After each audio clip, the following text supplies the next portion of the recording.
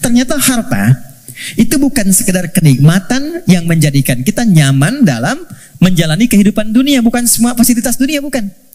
Tapi itu juga bisa menjadi perangkat yang mengentaskan solusi dari masalah yang dialami. Apa bentuknya nanti? Ada skema infak, ada skema zakat. Teman-teman hati-hati dengan zakat ya, karena sangat sensitif. Anda sengaja tidak berzakat, maka jadi racun hartanya. Bisa merusak kepada yang lainnya. Itu. Apalagi terwariskan nanti. Jadi makanan dimakan oleh anak atau siapapun, ya harus hati-hati. Infak itu nilainya tinggi. Infak itu bukan sekedar menghadirkan pahala yang sangat luar biasa. 700 kali lipat paling sedikit. Jangan dibatasi di situ. Al-Baqarah ayat 261. Ya, masalul ladzina yunfiquna amwalahum fi sabilillahi kamathali habbatin ambatat sab'a sanabil. 1 jadi 7. Fi kulli sumbulatin mi'atu habbah kali 100. 1 kali 7 kali 100, 700 kali lipat. Itu maksudnya pahala ya. Pahala, bukan perkalian feedback ke kita, bukan. Jangan bayangkan begini, kalau saya infak 1000, balik 700.000. Bukan begitu cara memahaminya. Itu nggak tepat. Yang dimaksud, Anda mendapatkan 700 kali lipat pahala di akhirat nanti. Jarak satu keduanya 500 tahun. 2 ke 3 500 tahun. Itu di akhirat. Di dunianya dapat apa? Nah, di dunia itu pancaran keberkahan. Di antara pancaran keberkahannya ada 2. 1, memberikan tambahan barakah kepada Anda yang nilainya lebih daripada apa yang Anda berikan. Minimal 10 kali lipat. Misal, dijaga dari sakit yang kalau berobat nilainya sekian. Dijaga dari musibah yang kalau dialami keluarnya mesti sekian. Itu.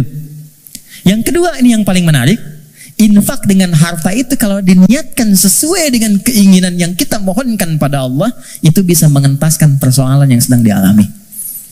Itulah wasilah tawassul dengan harta. Rumusnya Quran surah ke-5 ayat 35. Saya pakai Quran, jadi nggak bisa dibantah.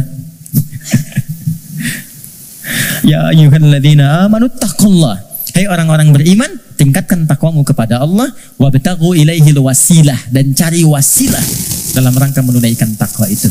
Apa wasilah diantaranya? Bisa menggunakan harta. Harta. Yuk, saya kisahkan dengan singkat, cepat sekali.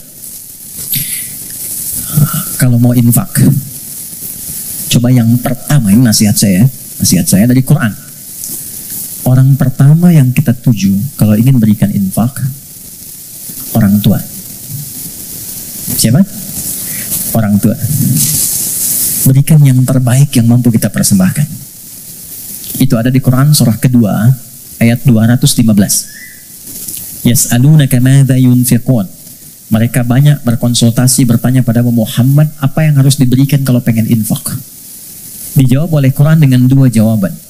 Qul ma anfaqtum min khair. Katakan kalau ingin infak, kaidah pertama yang terbaik. Bisa. Anda beli mangga, beli mangga.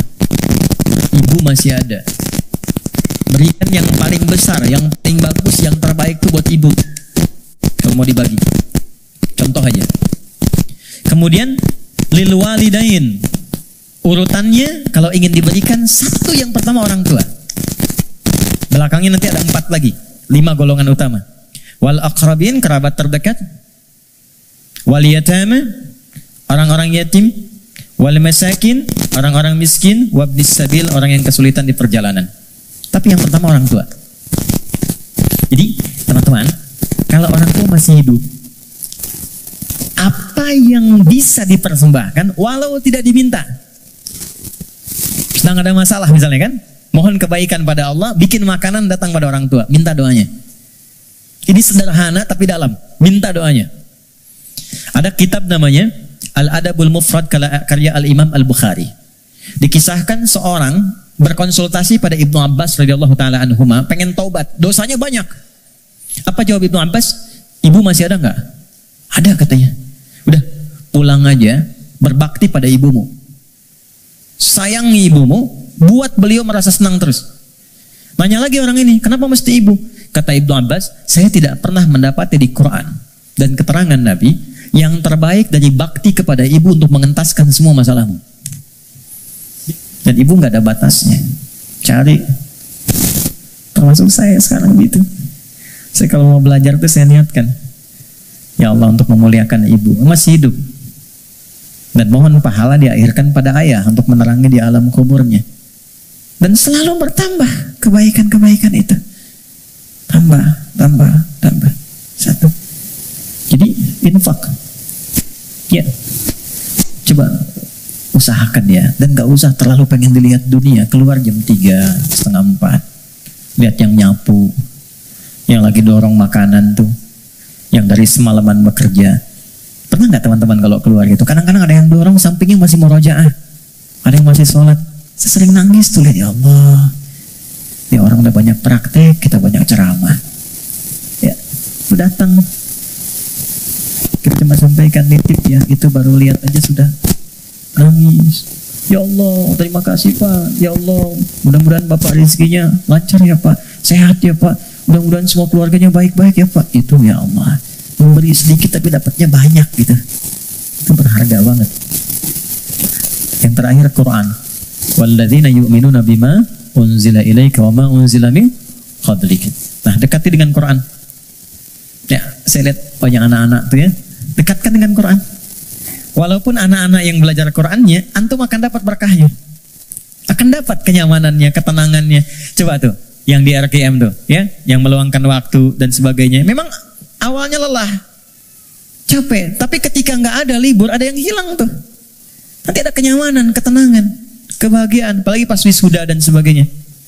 Tapi yang paling ingin saya sampaikan, ini sudah nyata. Kalau Quran sudah ada di lingkungan kehidupan, maka rumahnya jadi cahaya. Ketenangan akan datang. Saya pernah diminta kedutaan Saudi 2018 untuk menjadi Amirul Hajj. Berangkat, mimpin rombongan. Saya kira siapa hampir 500 orang. 2/3-nya anak-anak kecil penghafal Quran. Ternyata yang digendong bapaknya, ibunya, temannya, gurunya. Yang hafal Quran anaknya, bapak ibu yang nabung bertahun-tahun, puluhan tahun, nggak keluar itu dan kuota nggak dapat, itu berkahnya lewat anaknya.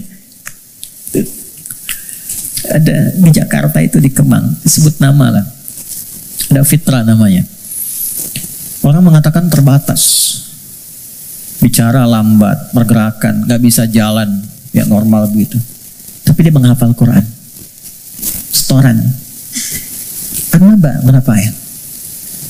Yang paling menarik, Allah titipkan dapat hadiah umrah, berangkat dengan ibunya. Ibu udah nabung dah segala rupa, nggak punya biaya. Demi Allah, sampai di Madinah, sampai di Mekah, dari sejak Madinah sampai tawaf di Ka'bah itu di Mekah, ibunya gendong anaknya. Padahal sudah kami kirimkan santri dan juga mutawif untuk gendong itu, ibunya nolak, enggak. Bu, ibu kan yang mengandungnya, udah bawa dia, kenapa sekarang masih digendong juga? Justru saya bersyukur kepada Allah dengan adanya fitrah ini, dialah yang telah membawa saya ke sini. Maka biarkan saya menggendongnya sebagai syukur saya kepada Allah. Ya. Jadi jangan melihat anak Anda punya kekurangan. Gak ada, anak itu semua istimewa. Jangan lihat fisiknya, jangan lihat perilakunya. Ada keistimewaan yang Allah titipkan di dalamnya. Boleh jadi keberkahan itu di anak Anda, solusi itu di anak Anda. Bukankah Anda kadang punya masalah lihat anak jadi tenang lagi? Pulang dari kantor lihat anak merajaah, anak menunggu, anak memanggil, Anda ceria lagi. Dekatkan mereka dengan Quran. Gak ada yang paling indah kecuali Anda pulang dari pekerjaan, dibuka anak Anda yang 4-5 tahun tiba-tiba mengatakan amma yatasa'adun anin naba'il azim. Anda lihat dari belakang. Demi Allah, kecuali Anda mengejarnya, nunggu di belakang, Anda peluk dia dan keluar air mata itu. Gak ada yang paling indah. Dan itu mahal. Apalagi ketika anak Anda telepon, Papa, dia gak bisa berkata-kata. Kenapa nak? Aku telah selesai hafalan 30 juz. Udah, kontrak sebesar apapun gak akan bisa membeli itu. Jatuh Anda sujud, kharru sujada, sujud. Takwa itu simpel, takwa itu sederhana. Wabil akhirati hum yuqinun. Jangan larut dengan masalah dunia, ya, sehingga menjadikan Anda meratap dan Anda tidak move on dengan kehidupan berikutnya. Ini sebentar, bukan cuma Anda yang punya masalah, orang lain punya masalah juga. Apakah kebahagiaan yang banyak di masa lalu menjadikan Anda lupa dan habis dengan kesulitan yang hanya sekejap di masa kini? Ada masalah baru 5 menit, Anda hidup udah 50 tahun. Anda lupa dengan kebahagiaan 50 tahun sehingga habis dengan masalah yang 5 menit. Ingat, kita kita akan pulang. Kata Allah, bil akhirati hum yuqinun. Ya, yakin dengan akhirat. Kalau nggak dapat di sini, di akhirat pasti diberikan. Maka ayat kelimanya, orang yang mampu menerjemahkan takwa dengan kiat-kiat tadi, ulaika ala hudam mir rabbihim wa ulaika humul muflihun. Maka ia akan selalu lekat dengan petunjuk dan lindungan Allah, dan kebahagiaan melekat dalam titian kehidupannya. Maka kita teruskan, kembalikan, dan kita akhiri dengan Quran surah ke-65 di akhir ayat kedua, di awal ayat ketiga yang sudah dibalik tadi di belakang. Yang kita katakan, wa may yattaqillaha yaj'al lahu makhraja. Semakin takwa ditingkatkan, salat naik, infak bertambah, kepada orang tua baik, Quran ditambah, sehari 1 ayat jadi 10 ayat, 1 halaman, 1 juz, yakin dengan akhirat, yaj'al lahu makhraja. Terakhir, wa yarzuqhu min haitsu la yahtasib. Bahkan nanti pada titik tertinggi, rezeki pun Allah antarkan tanpa sulit dia mencarinya. Sekejap datang. Saya tutup, wa may yattaqillaha yaj'al lahu min amrihi yusra. Kalau sudah semakin tinggi takwanya, maka diringankan semua ujian hidupnya. Bukan gak punya masalah. Ingat, bukan gak punya masalah. Tapi setiap akan dialami, diringankan dulu sehingga dia merasa seakan tak ada masalah. Padahal dia menghadapi hal yang sama. Ada 2 orang berhadapan dengan persoalan yang sama. Yang satu gak ada masalah, yang satu merasa sulit. Kenapa? Karena yang satu sudah mendapatkan keringanan dari Allah Subhanahu wa ta'ala.